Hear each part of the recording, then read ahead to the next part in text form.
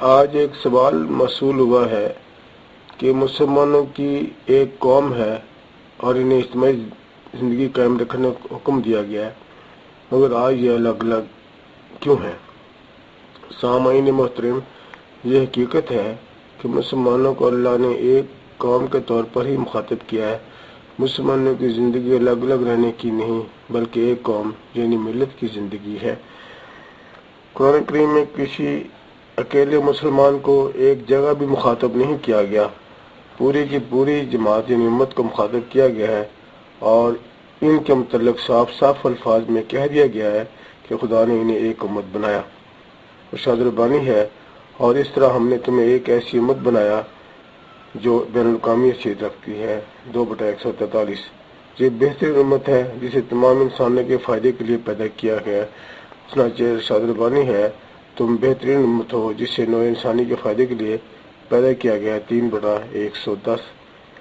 اس ایک امت میں اختلاف پیدا کرنا، ان کو مختلف فرقوں میں بٹ جانا، ان میں پارٹیوں کے پیدا ہو جانا اسلام کے خلاف ہے۔ اس کے متعلق قرآن کریم نے کھلے کھلے الفاظ میں کہہ دیا ہے کہ دیکھنا کہیں مسلمان ہو جانے کے بعد پھر سے مشرک نہ بن جانا۔ 30/31۔ پھر فرمایا، ان لوگوں میں سے نہ ہو جانا جنہوں نے اپنے دین میں مختلف فرقے پیدا کر لیے۔ 30/32۔ پھر فرمایا، اس طرح مختلف گروہوں میں بٹ کر تمہاری حالت بدتر ہو جائے گی اور ہر فرقہ پھر یہ سمجھے گا کہ وہ درست ہے۔ لہذا ارشاد ربانی ہے کہ ہر فرقہ یہ سمجھ کر خوش ہو گیا کہ ہم سچے ہیں اور باقی سب جھوٹے۔ 30/32۔ خدا نے واضح الفاظ میں کہہ دیا کہ جو لوگ فرقے بنا لیں گے ان سے خدا کا واسطہ رہا نہ اس کے رسول کا کوئی تعلق۔ ارشاد ربانی ہے، جو لوگ دین میں فرقے پیدا کر لیں ان سے اے رسول تیرا کوئی واسطہ نہیں۔ قرآن کریم نے واضح الفاظ میں بتایا کہ سب مسلمان آپس میں بھائی بھائی ہیں۔ 49/10۔ نسل، زبان، صوبائی تفریق کی بنا پر آپس میں اختلاف پیدا کر لینا اسلام کے خلاف ہے، اس لیے سب جہان کے مسلمان باہمی محبت اور خود کے ساتھ رہیں، کیونکہ یہ ایک ملت ہیں اور ایک قوم ہے۔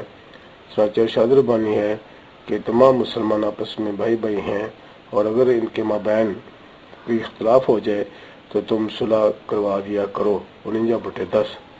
صلح قرآن میں عدل اور انصاف کو ہمیشہ ملوز خط رکھنا چاہیے۔ اس کے بعد جو شخص یا پارٹی عدل و انصاف پر مبنی فیصلہ سے سرتابی کرے تو اسے روکنا چاہیے، خواہ ایسا طاقت کے بل پر ہی کیوں نہ کرنا پڑے۔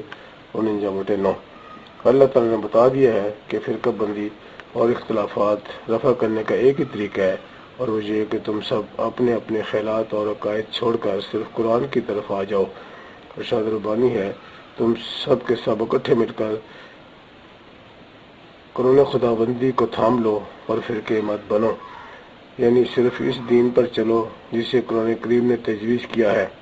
اپنے تمام اعتقادات اور قوانین کو قرآن کی کسوٹی پر پرکھو، جسے وہ صحیح قرار دے اسے صحیح سمجھو، اور جس سے وہ غلط کہہ دے اسے غلط سمجھو، اور اپنے آپ کو صرف مسلمان کہو، کیونکہ یہی وہ نام ہے جو تمہارے لیے اللہ نے تجویز کیا ہے۔ قرآن ارشاد ربانی ہے، اسی نے تمہارا نام مسلمان رکھا۔ 22/78۔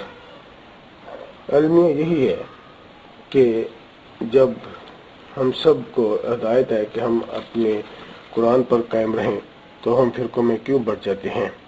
اس کی وجہ صرف یہ ہے کہ ہم اپنے اپنے مفاد کی وجہ سے فرقوں میں بٹتے ہیں۔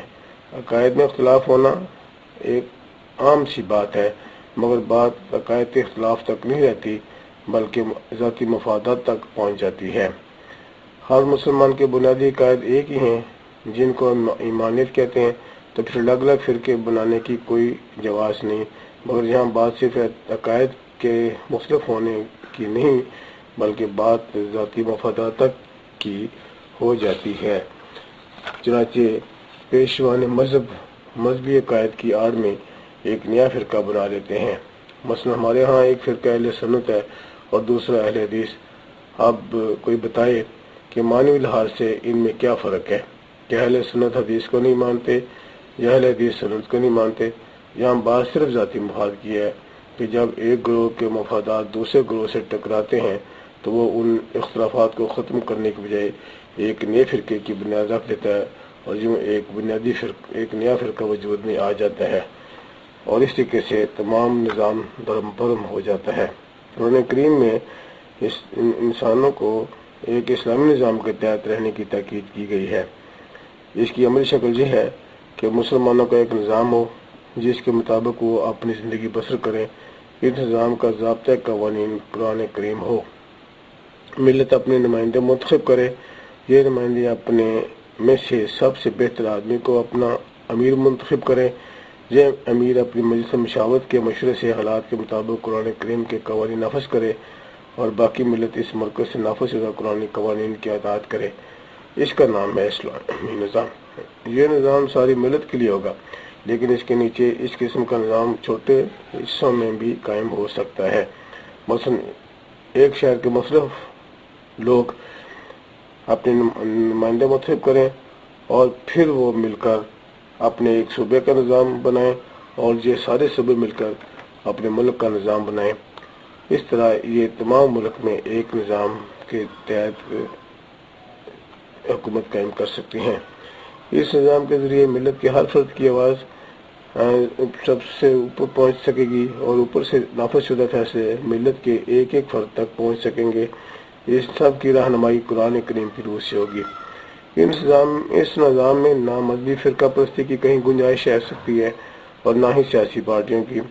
ساری کی ساری ملت ایک پارٹی ہوگی جس کا ایک نظام ہوگا، اور اس نظام کا ضابطہ حیات قرآن ہوگا۔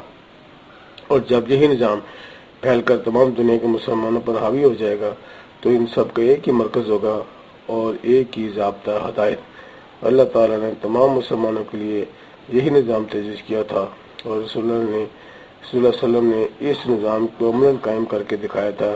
اسی نظام کی اطاعت کا نام خدا اور رسول کی اطاعت تھی، جس کی اس قدر تاکید فرمائی گئی کہ اس کے بغیر ملت اسلامیہ کبھی اکٹھی ہو ہی نہیں سکتی۔ چنانچہ یہی وہ نظام ہے جسے قائم کر کے ہم آج بھی ایک ملت بن سکتے ہیں۔